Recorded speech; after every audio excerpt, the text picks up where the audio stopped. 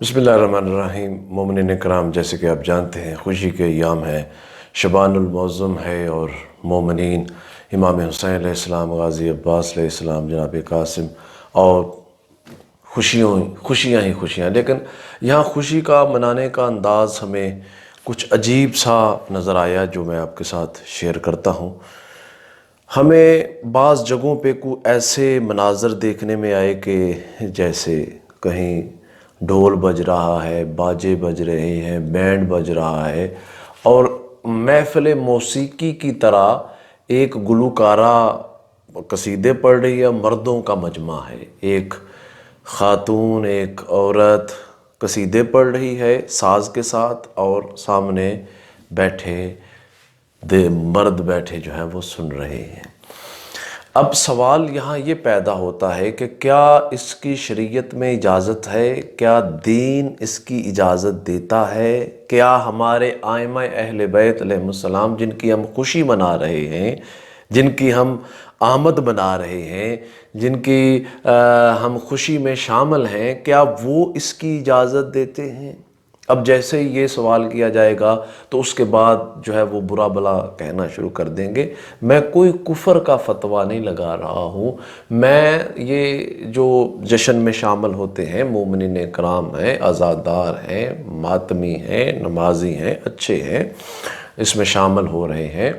میں تو آپ کے سامنے صرف سوال یہ ہے کہ جن کی خوشی منا رہے ہیں کیا وہ اجازت دیتے ہیں؟ اب یہ اگر اس کے جواب میں یہ کہا جائے کہ اہل بیت کی محبت میں سب جائز ہے، بھئی ان کی محبت میں یہ جائز ہے، سب جائز ہے، یعنی میں پوچھ رہا ہوں حرام ہے یا حلال ہے یہ بینڈ باجے دھمال، یہ مردوں کے مجمع میں عورت کا پڑھنا؟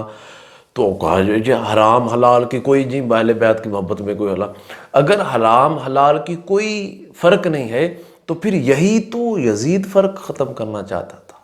وہ حرام حلال کا معاملہ تو یہی تو معاملہ تھا کہ حسین علیہ السلام حرام کو حرام اور حلال کو حلال قرار دینا چاہتے تھے، کہ جو شریعت محمدی ہے، جو شریعت ہمیں کام کہے ہمیں وہ کرنے ہیں، جو جس سے روکے ہمیں رکنا ہے۔ تو اور دوسرا یہ ہے کہ یہ ہم ہیں اہل بیت کے غلام۔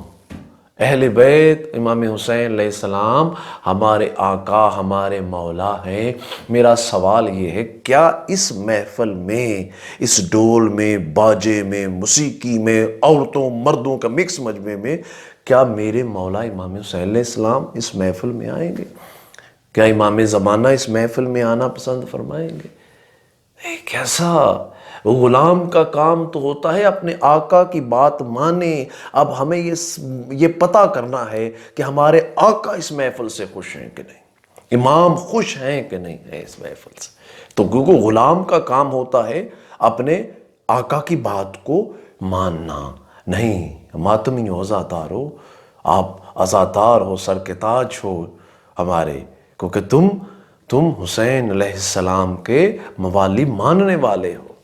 لہٰذا ہمارا جو عمل بھی ہوگا نا، وہ یہاں تو ہمارے امام کے لیے باعث فخر ہوگا یا باعث ندامت ہوگا؟ نہیں عزیزو، نہیں مومنین اکرام، نہیں عزادارو، ہمیں ایسا عمل کرنا ہے، ایسے جشن منانا ہے جشن تو ہمیں منانا ہے، ان کی خوشی کے ساتھ خوشی، ان کی غمی کے ساتھ غمی منانی ہے، لیکن انداز ایسا ہونا چاہیے کہ ہمارے ائمہ کے لیے باعث فخر بنے۔ ایسا انداز نہ ہو کہ ہمارے ائمہ اہل بیت کے لیے باعث ندامت بنے۔ ہمیں امام کے سامنے جب ہمارا سامنا ہو تو امام خوش ہو۔ اللہ تعالیٰ تمام مومنین کو شعبان کی خوشیاں اچھے طریقے سے منانے کی توفیق عطا فرمائے۔ تمام مومنین کو شعبان کی یہ آمدیں امام کی سب کو مبارک۔